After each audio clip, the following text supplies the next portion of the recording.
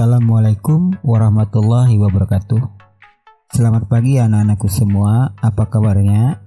Semoga kalian dalam keadaan sehat sehingga kalian dapat mengikuti kegiatan PJJ pada kesempatan kali ini. Anak-anakku semua, pada kesempatan kali ini kita akan membahas tentang lanjutan materi sebelumnya. Pada pertemuan sebelumnya kita sudah mengenal statistik dan statistika, juga mengenal jenis-jenis statistik.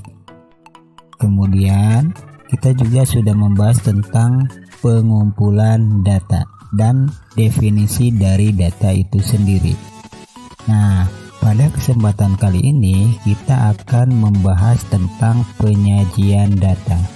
Setelah data tersebut dikumpulkan, nah baru data tersebut kita sajikan. Cara penyajikannya ada dua cara.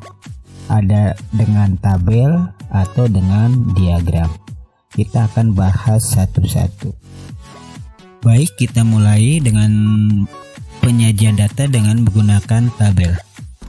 Untuk penyajian data dengan menggunakan tabel, di sini ada 3 tabel. Yang pertama adalah tabel biasa. Tabel biasa ini tabel yang hanya terdiri dari satu kategori. Contohnya, di sini diketahui jumlah siswa SMK Taruna tahun 2019-2020 sebanyak kelas 10 212, kelas 11 260 dan kelas 12 180. Kalau kita lihat tabel ini hanya terdiri dari satu kategori, yaitu jumlah siswa aja. Karena tabel hanya terdiri dari satu kategori, berarti dia namanya tabel biasa. Itulah tabel yang pertama, yaitu tabel biasa. Tabel yang kedua namanya adalah tabel kontingensi. Tabel kontingensi ini adalah tabel yang terdiri dari 2 atau lebih. Jadi kalau cuma satu kategori namanya tabel biasa. Kalau sudah terdiri dari 2 atau lebih kategori namanya kontingensi. Kita lihat contohnya. Seperti yang tadi, di sini diketahui adalah jumlah siswa SMK Taruna. Tapi selain diketahuinya jumlah siswanya, di sini ada kategori lain, yaitu jenis kelamin. Karena ini terdiri dari 2 kategori, namanya tabel kontingensi. 1 jenis kelamin dan yang kedua jumlah. Jadi ini terdiri dari 2 kategori. Untuk jenis kelamin kelas 10, laki-lakinya 195 dan perempuannya 17, jumlahnya 212. Kelas 11, laki-lakinya 212, perempuannya 48, jumlah totalnya 260. Kelas 3, jenis kelamin laki-laki jumlahnya 156 dan perempuannya 24, jumlah totalnya 180. Nah, tabel ini namanya tabel kontingensi. Bapak ulang.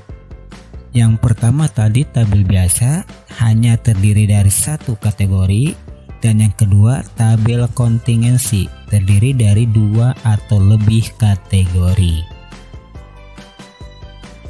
Kita lanjut yang ketiga. Nah, yang ketiga ini namanya tabel distribusi frekuensi atau bisa dibilang tabel data berkelompok. Kenapa data berkelompok? Nanti kita lihat. Untuk tabel distribusi frekuensi, di sini ada langkah-langkahnya. Jadi, yang pertama kita menentukan jangkauan. Jangkauan itu apa? Jangkauan itu adalah rentang data dari data yang terbesar dengan data terkecil.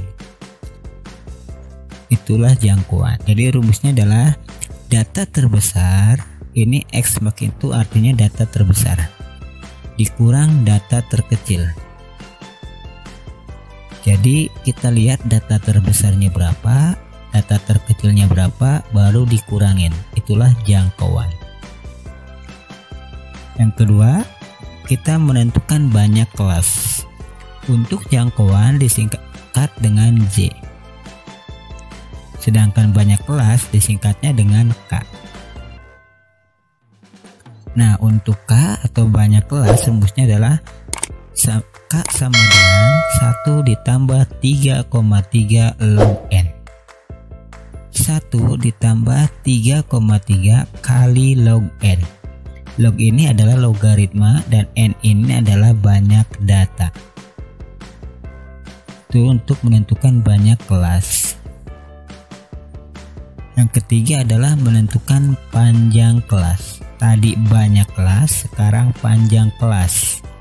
Panjang kelas biasa kita namakan dengan interval kelas atau dengan I. Ingat, J namanya jangkauan, data terbesar kurang data terkecil. K adalah banyak kelas, 1 ditambah 3,3 kali log N, dan I adalah panjang kelas atau interval kelas. Rumusnya adalah J dibagi K. J ini adalah jangkauan dan K ini adalah banyak kelas. Jadi untuk menentukan interval kelas atau panjang kelas, kita cari dulu jangkauannya, baru dibagi dengan banyak kelasnya. Itulah interval kelas.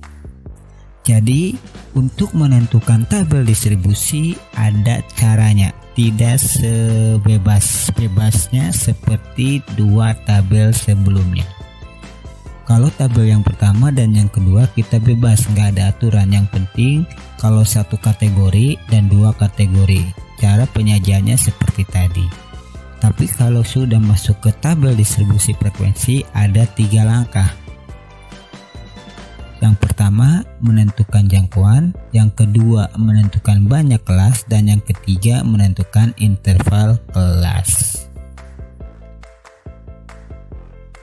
Mari kita lihat contohnya. Di sini ada kumpulan data. Kalau kita lihat di sini datanya ada 40.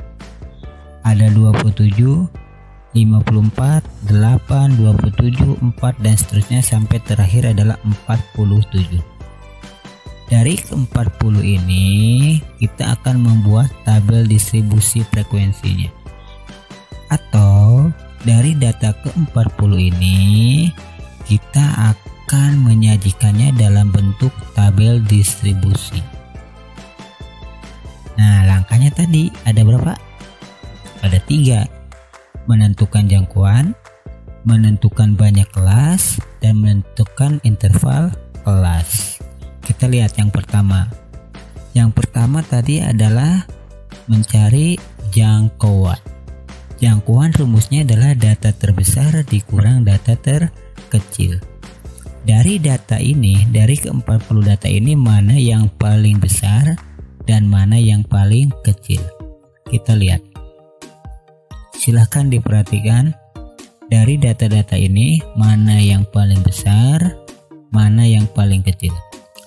Ternyata data terbesarnya adalah 57. Dari 40 data ini yang paling besar adalah 57. Dan yang paling kecil adalah 4. Jadi Bapak ulang, untuk menentukan jangkauan adalah cari data yang paling besar. Data terbesarnya adalah 57. Kemudian cari data terkecil. Data terkecilnya adalah 4. Nah, baru masukin ke rumus. Jangkauan itu adalah maksimalnya 57 dan minimalnya adalah 4. 57 dikurang 4 adalah 53. Inilah jangkauannya. Baik, kita lanjut ke langkah kedua. Langkah kedua tadi adalah menentukan banyak kelas. Rumusnya adalah 1 ditambah 3,3 log N.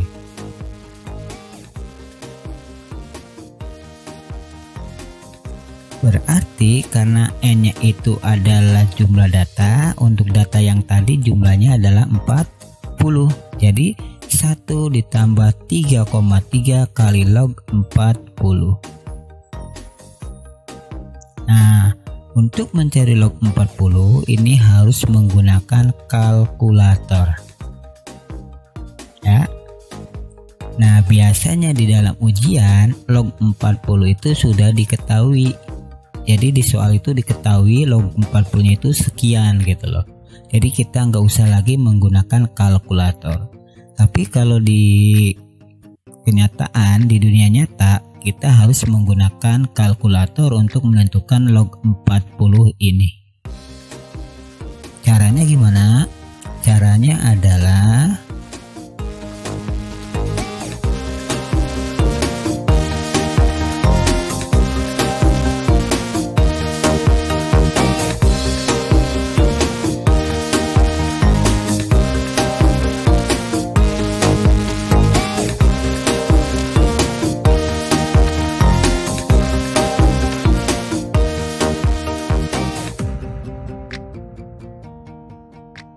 jadi 1 ditambah 3,3 kali 1,602. Ingat 1,602 ini diambil dari nilai logaritma 40.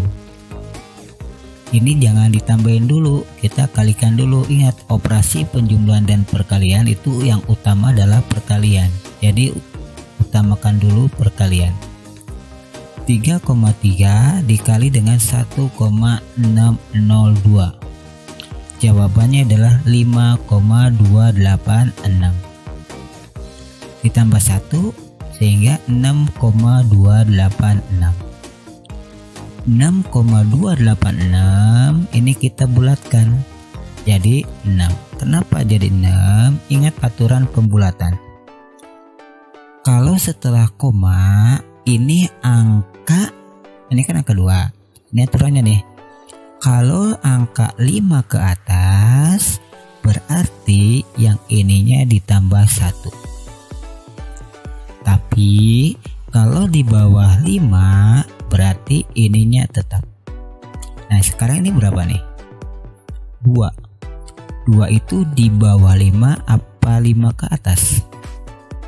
Karena 2-nya di bawah 5, berarti ininya tetap, nggak usah ditambah 1, sehingga diperoleh 6. Jadi inilah hasil pembulatannya. Bapak ulang, kalau setelah koma 5 ke atas ini ditambah 1.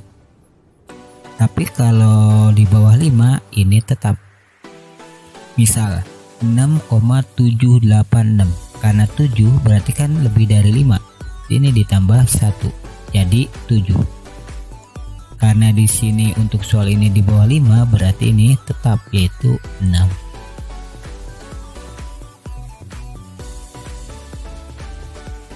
Tadi jangkauannya berapa?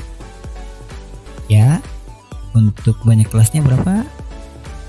Ya. Baru kita langkah ke 3, yaitu panjang kelas atau interval kelas. Rumusnya adalah J dibagi K. Tadi J-nya adalah 53. Sedangkan K-nya adalah 6. Jangkauannya 53 dan banyak kelasnya 6. Berarti 53 dibagi 6. 53 bagi 6 adalah 8,83. Jadi 53 dibagi 6 sama dengan 8,83. Sama seperti tadi untuk banyak kelas, panjang kelas juga kita bulatin. Cuma bedanya adalah kalau untuk banyak kelas pakai aturan ini tadi.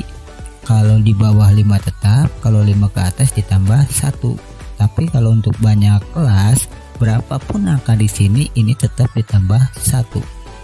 Jadi di buletinnya adalah 9.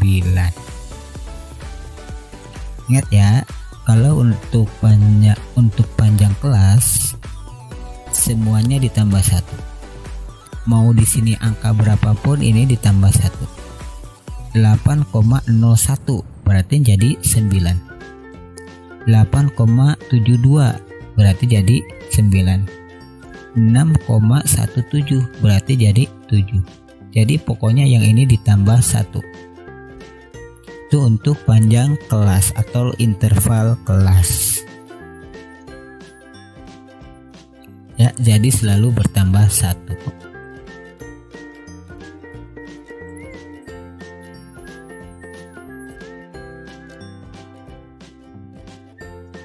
Baik, kita lanjut. Tadi sebelumnya diketahui soalnya seperti berikut. Nah, dari hasil langkah-langkah yang pertama, kedua, dan ketiga diperoleh untuk nilai minimumnya adalah 4, banyak kelasnya adalah 6, dan interval kelasnya adalah 9. Data ini digunakan untuk mencari tabel distribusi frekuensi. Nah, untuk menentukan tabel distribusi frekuensinya, kita buat 3 kolom.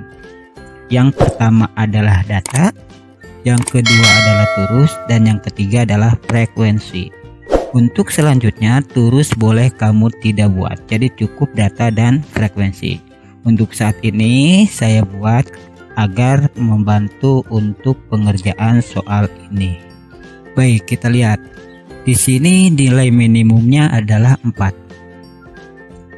Berarti data yang pertama adalah 4.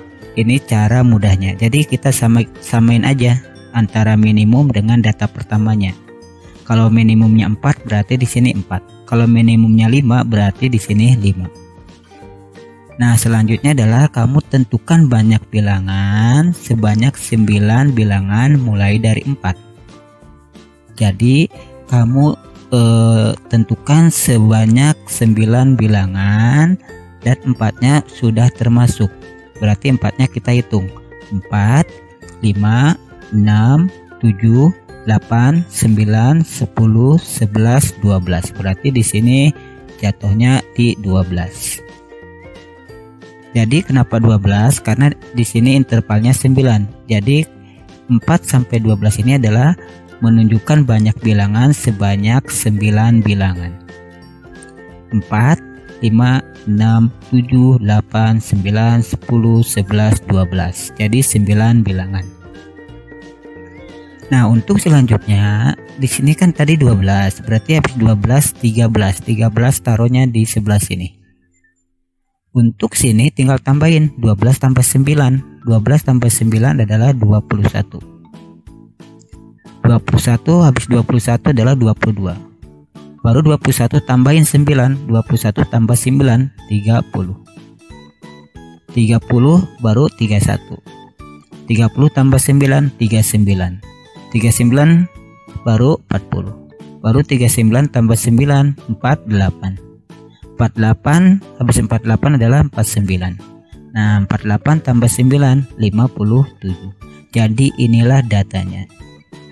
Dari 4 sampai 12, 13 sampai 21, 22 sampai 30, 31 sampai 39, 40 sampai 48, dan terakhir 49 sampai 57.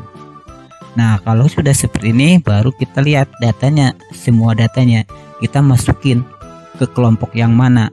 Nah, contohnya ini 27. 27 itu ada di kelompok yang mana? Ternyata 27 itu ada di kelompok dari 22 sampai 30. Berarti kamu buat 1. Turusnya kamu buat 1. 54. 54 itu ada di kelompok 49 sampai 57. Berarti buat juga 1. 8. 8 itu ada di kelompok 4 sampai 12, berarti buat terusnya 1. Terus semua sampai 47. 47 itu ada di kelompok 49 sampai 57. Tinggal dibuat turusnya. Nah, untuk frekuensi tinggal jumlahin sebanyak turus. Di sini turusnya ada 7, berarti frekuensinya 7. Ini ada 7 berarti 7 terus semua, dan terakhir di sini ada 5 berarti tulis 5. Nah, inilah tabel distribusi frekuensinya. Jadi tabel distribusi ini digunakan kalau datanya banyak. Kalau datanya banyak seperti ini, kita kesulitan kalau membuat tabel biasa atau tabel kontingensi yang kita bahas sebelumnya. Jadi untuk mempermudah, kita buat ke dalam distribusi frekuensi. Tabel distribusi frekuensi ini artinya kita mengelompokkan datanya dari berapa sampai berapa. Di sini dari 4 sampai 12, 13 sampai 21 dan seterusnya. Nah, untuk pengelompokan ini tidak asal-asalan, ada langkahnya yang tadi kita bahas. Menentukan jangkauan, menentukan banyak kelas, dan menentukan interval kelas. Baik, kita lanjut. Di dalam tabel distribusi ada istilah-istilah yang harus kamu kuasai atau harus kamu ketahui. Yang pertama udah kita bahas sebelumnya, yaitu kelas. Nah, ini kelompok data ini namanya kelas. Ini berarti kelas. Ini kelas, semuanya ini namanya kelas. Nah, yang pertama ini adalah kelas pada kelompok pertama. Kita tulis dengan kelas pertama. Kedua berarti sama, yaitu kelas pada kelompok kedua, atau kita tulis kelas kedua. Kemudian di bawahnya adalah kelas ke-3 dan seterusnya sampai kelas ke-6. Jadi kelas ke-6 itu datanya mulai dari 49 sampai 57. Data pada kelas ke-3 adalah 22 sampai 30. Nah, ini adalah kelas. Nah, selain kelas ada juga istilah batas bawah dan batas atas. Batas bawah itu adalah angka pertama pada setiap kelas. Kalau untuk kelas 6 berarti batas bawah kelas ke-6-nya adalah 49. Berarti batas atasnya adalah angka terakhirnya, yaitu 57. Jadi yang sebelah kirinya atau angka pertamanya ini batas bawah, angka yang keduanya atau sebelah kanannya ini namanya batas atas. Misalkan gini, 13 ini adalah batas bawah kelas kedua. Sekarang pertanyaannya, kelas batas bawah kelas keempat, berarti batas bawah kelas keempat adalah 31. Batas atas kelas kedua adalah 21. Selain batas bawah dan batas atas, juga ada istilah tepi bawah dan tepi atas. Nah, tepi bawah itu adalah batas bawah dikurang setengah satuan terkecil. Sedangkan tepi atas adalah batas atas ditambah setengah satuan terkecil. Nah, untuk satuan terkecil adalah kita lihat datanya. Di sini datanya mulai dari 4. Berarti kan naik, habis 4 5. Nah, 4 ke 5 kan bedanya 1. Nah, itulah satuan terkecilnya. Jadi untuk data ini satuan terkecilnya adalah 1. Mari kita lihat contohnya biar lebih jelas lagi. Nah, di sini ada 3 pertanyaan. Batas atas kelas pertama, batas bawah kelas ke-4, batas atas kelas ke-6. Untuk batas atas kelas pertama, tinggal kamu lihat kelas pertama batas atasnya itu yang sebelah kanan, yaitu 12. Batas bawah kelas ke-4, berarti kamu cari dulu kelas ke-4, 1, 2, 3, 4 ini. Karena batas bawah berarti angka yang sebelah kirinya, yaitu 31. Dan batas atasnya itu adalah batas atas kelas ke-6 adalah 57. Nah, itulah batas bawah dan batas atas. Kita bahas sekarang tepi bawah dan tepi atas. Tepi bawah kelas kedua, ingat kalau tepi bawah berarti dikurang setengah satuan terkecil. Tadi satuan terkecilnya untuk data ini kan 1. Berarti setengah dari 1 adalah setengah. Berarti untuk tepi bawah kelas kedua, lihat batas bawah kelas keduanya, yaitu 13. Karena batas bawah berarti dikurang 0,5. Ingat 0,5 itu adalah setengah dari satuan terkecil. 13 dikurang 0,5 adalah 12,5. Kemudian tepi atas, kalau tepi atas ditambah. Tepi atas kelas ketiga 1, 2, 3 berarti 30. Karena tepi atasnya berarti ditambah 0,5 yaitu 30,5. Dan tepi bawah kelas kelima adalah batas bawah dikurang 0,5. Berarti 40 dikurang 0,5 jawabannya 39,5. Nah, inilah batas bawah dan yang ini adalah tepi bawah tepi atas. Nah, inilah cara penyajian data dengan tabel distribusi frekuensi atau biasa disebut dengan tabel data berkelompok. Kenapa? Karena datanya dikelompokkan dari 4 sampai 12, dari 13 sampai 20 dan seterusnya. Nah, itulah cara menyatakan data dengan tabel distribusi. Selain dengan menggunakan tabel, penyajian data juga bisa dengan menggunakan diagram.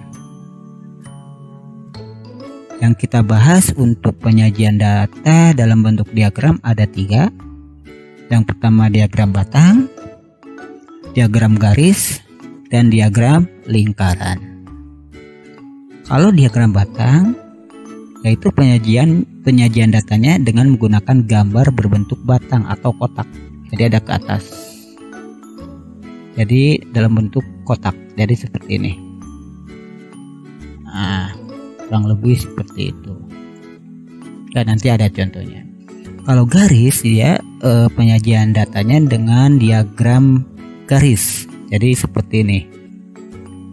Nah, biasanya ini menunjukkan untuk perubahan suatu periode atau sepanjang periode.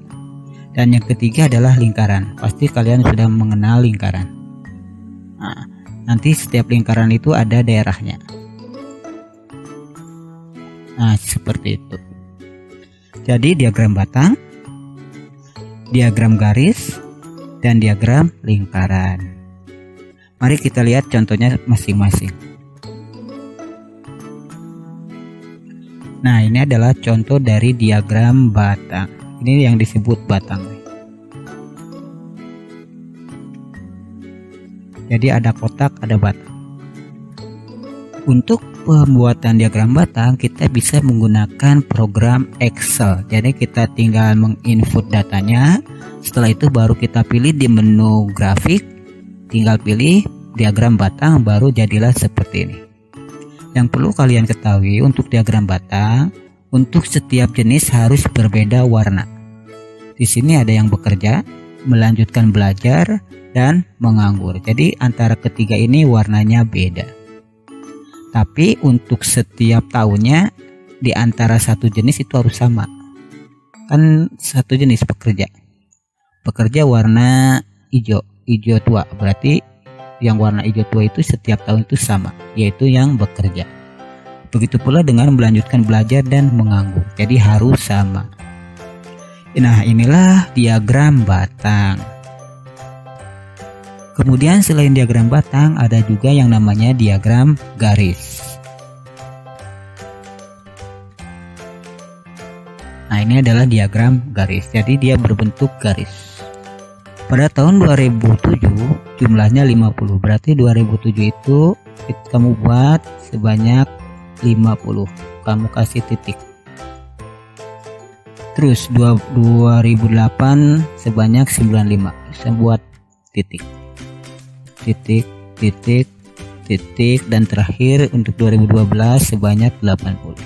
Jadi titik-titik tadi dihubungkan dengan suatu garis. Nah, inilah diagram garis. Sama dengan diagram batang, diagram garis juga bisa menggunakan program Excel. Jadi di Excel itu sudah dibahas atau sudah dicantumkan penyajian data dalam bentuk batang atau garis atau lingkaran nanti. Kamu tinggal pilih. Dan yang ketiga adalah diagram lingkaran. Yang perlu kalian ketahui untuk diagram lingkaran, kita harus menentukan daerah lingkarannya terlebih dahulu. Jadi kita tentukan daerah lingkaran untuk setiap jenisnya atau setiap kategorinya.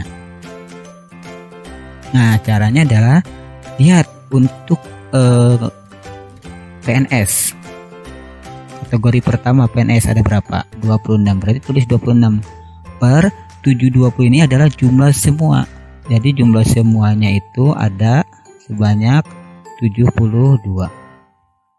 Jadi 26 dibagi 72 kali 360. Ini adalah satu putaran lingkaran. Ya, lingkaran itu kan satu putaran, berarti 360. Dihitung 130. Untuk swasta itu 20 per 72 dikali 360 sama dengan 100. Untuk pedagang 10 dibagi 72 dikali 360 sama dengan 50. Dan untuk buruh 16 dibagi 72 kali 360 sama dengan 80. Jadi ini adalah daerah lingkarannya. Nah, untuk menentukan daerah lingkaran ini kita gunakan yang namanya busur derajat. Jadi nanti daerah-daerah tersebut kita buat dalam daerah lingkaran dengan menggunakan busur derajat. Ini kita gunakan busur derajat. Jadi untuk menentukan daerah ini digunakan busur derajat. Nah, inilah diagram lingkaran. Ini juga bisa kita gunakan dengan bantuan aplikasi Excel.